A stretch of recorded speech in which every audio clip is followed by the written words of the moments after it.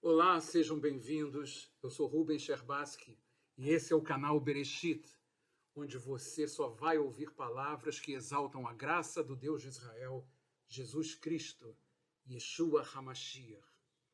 Todas as vezes em que eu parei ou fui parado por alguém para discutir a questão da revelação de Jesus como o Messias de Israel, as discordâncias caminhavam sempre para o lado das exigências proféticas do Tanar, do Antigo Testamento. Afinal, Jesus cumpriu ou não cumpriu as profecias da Antiga Aliança como pré-requisitos para alguém assumir a condição de Messias de Israel? A grande maioria dos rabinos dizem que não. Alguns dizem que sim. Dentre as inúmeras profecias do Antigo Testamento, o Messias deveria ser da tribo de Judá e um judeu cumpridor dos 613 mandamentos da lei. Reunir todos os judeus do mundo em Israel, trazer a paz ao mundo, difundir o conhecimento sobre o Deus dos judeus até que este fosse reconhecido como o único e verdadeiro. Restaurar o povo judeu à plena observância da Torá, construir o terceiro templo em Jerusalém, entre outras exigências. Eu pude perceber ao longo dos últimos 30 anos que falar de Jesus para um judeu é um desafio muito grande. Eu mesmo resisti bastante e não estava lá muito a fim de conversa. Eu sou judeu cristão. A mente judaica está perfeitamente formatada para rejeitar a ideia de um Deus encarnado, muito menos tendo sido pregado num lugar de maldição destinado a pecadores. Se o próprio Jesus, que é Deus, a verdade, o verbo vivo, teve essa dificuldade para falar com os judeus de seu tempo, que dirá uma pessoa comum? Jesus dizia para certos judeus que todo aquele que comete pecado é escravo do pecado e que, sendo escravo, precisava de alguém que os libertasse. Aí sim seriam livres. Os judeus responderam para Jesus dizendo que eles eram filhos de Abraão, não sendo, portanto, escravos de ninguém, enquanto Jesus replicava-os, dizendo que eles procuravam matá-lo, por isso a sua palavra não penetrava neles. E afirmava que os judeus não entendiam sua palavra porque não podiam ouvi-la, como se fossem, de certa forma, surdos. E isso porque eles tinham o desejo de fazer a vontade de outro pai, o diabo. E então Jesus termina aquele diálogo dizendo que aquele que pertence a Deus ouve as palavras de Deus. E que o motivo deles não ouvirem suas palavras era pelo fato de não pertencerem a Deus. Na realidade, muitos creram nele, mas por causa dos fariseus não confessavam sua fé, pois tinham medo de serem expulsos da sinagoga. Não é tão diferente hoje. Existem pessoas cujos ouvidos espirituais estão completamente vedados à verdade. Você fala, você prova pela própria palavra, você demonstra por uma lógica espiritual através de profecias do Tanar, mas a palavra não encontra caminho para percorrer até o espírito. E isso, segundo o próprio Senhor, pelo fato de não pertencerem a Deus. Mas a comissão daquele que crê é ir e pregar a verdade, o evangelho, as boas novas. E pregar a verdade é proclamar que Yeshua é Mashiach, que Jesus é o Messias, é Deus, que ele e o Pai são um.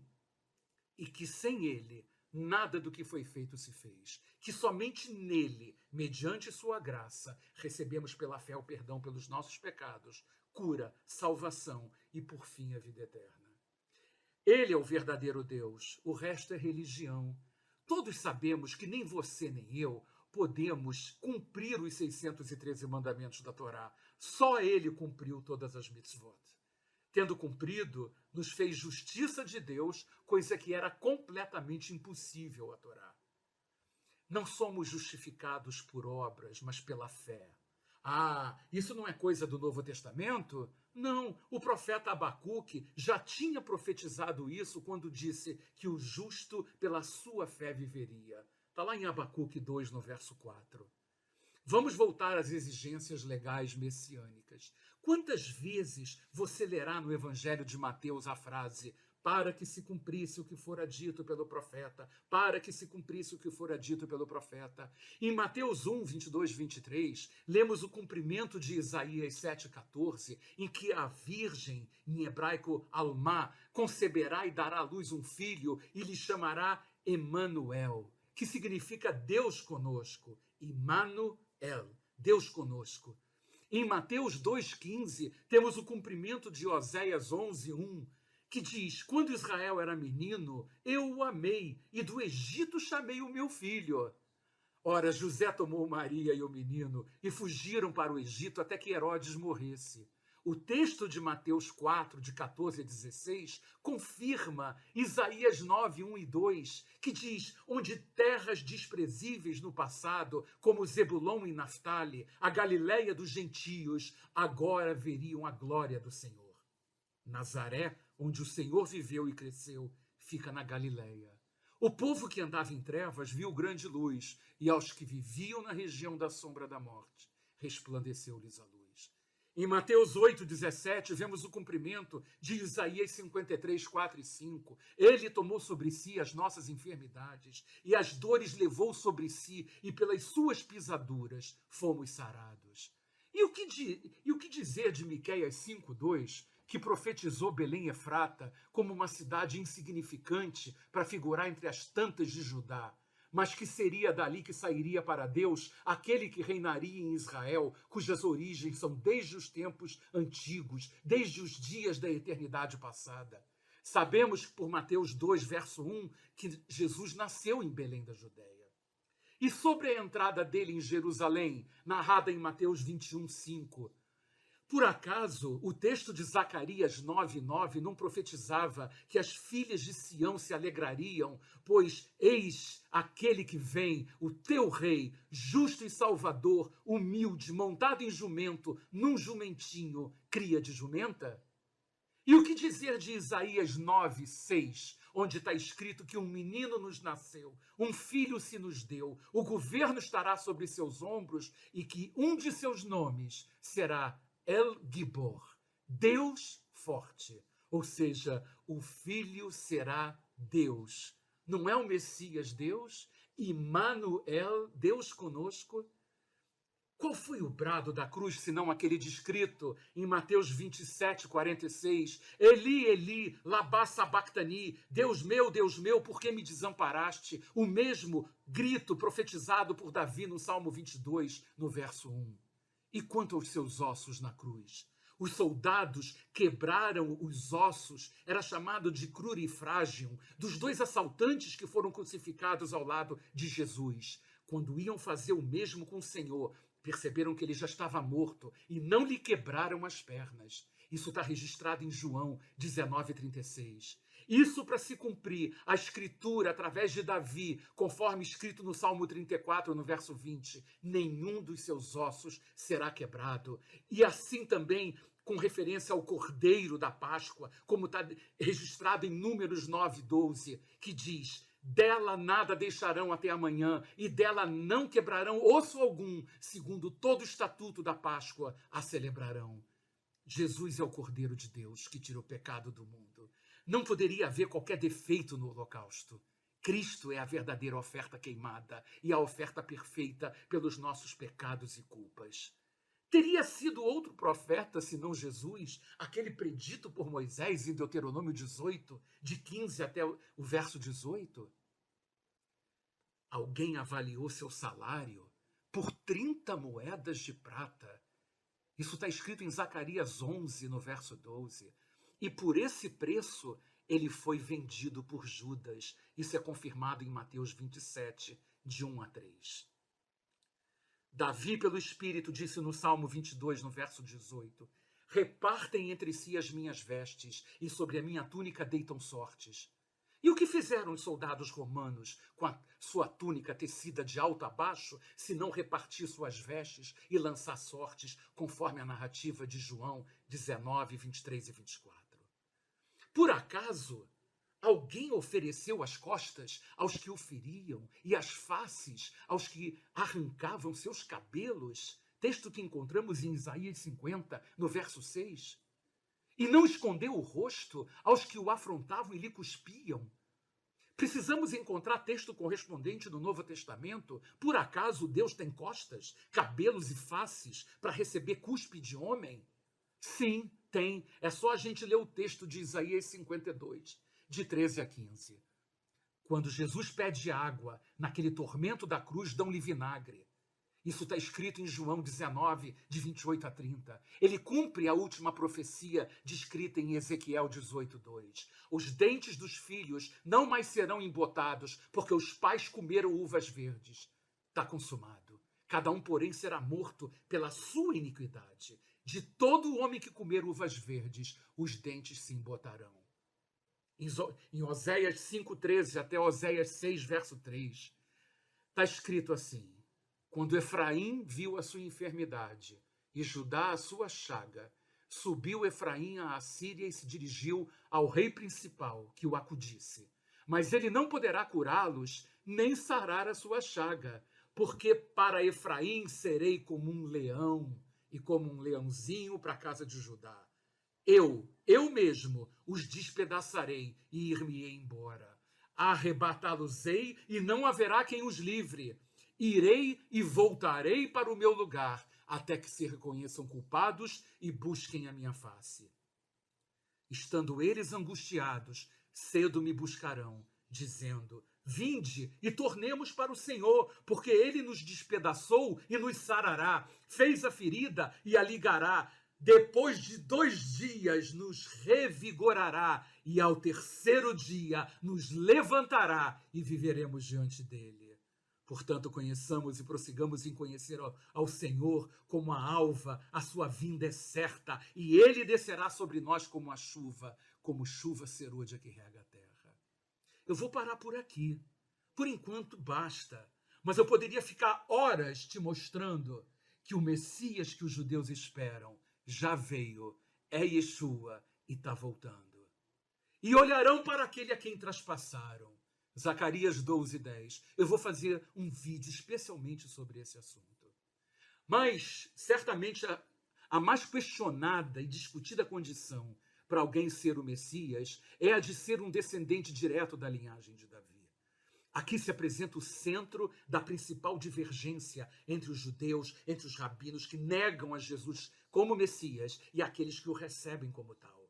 E então, tomam-se as 2 genealogias de Jesus expostas no Novo Testamento, em Mateus 1,17 e em Lucas 3, 23 a 38, totalmente diferentes uma da outra.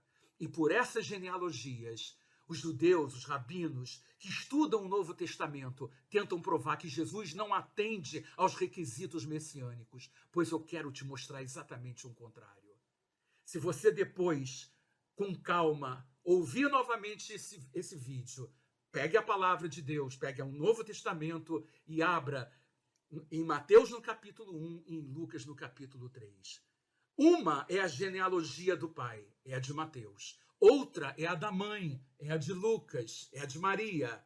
Não é diferente com qualquer um de nós. No entanto, para mostrar que as 2 genealogias são verdadeiras, precisamos partir da premissa que escandalizava o Sinédrio de que o pai de Jesus era Deus. Logo, ele não poderia ter uma genealogia a partir de um pai carnal, natural, mas tão somente daquela que a cultura, a religião e a sociedade da época reconheciam como sendo seu pai. Ora, não é este o filho do carpinteiro? O nome de sua mãe não é Maria? E o de seus irmãos Tiago, José, Simão e Judas? Pronto, Jesus era filho de José e de Maria. Por esse motivo, temos 2 genealogias descritas na Nova Aliança.